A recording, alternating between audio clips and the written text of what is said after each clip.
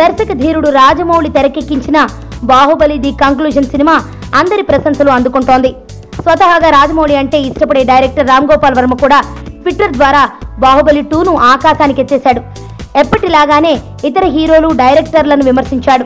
కాలాన్ని క్రీస్తు పూర్వం క్రీస్తు శకం అని విభజించినట్టుగా ఇండియన్ సినిమాను కూడా బాహుబలికి ముందు బాహుబలికి తర్వాత అని పరిగణిస్తారని ట్వీట్ చేశాడు. అలాగే రాజమౌళి లాంటి వజ్రాన్ని గుర్తించి ప్రోత్సహించిన కరణ్ జోహార్ కు బాహుబలిని ఇష్టపడే భారతీయులందరికీ పాదాభివందనం చేయాలని సూచించాడు.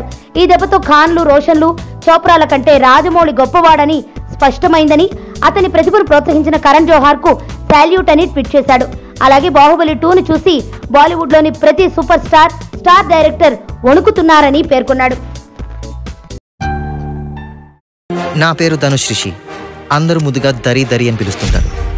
దేవుడికి నా పైన ఉన్న క్లారిటీ, నా బ్యాడ్ లక్ ఉన్న గ్రావిటీ నాకు చిన్నప్పుడే అర్థమైంది.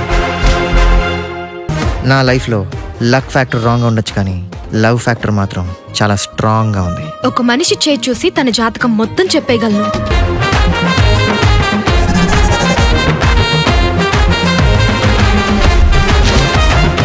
Coming soon.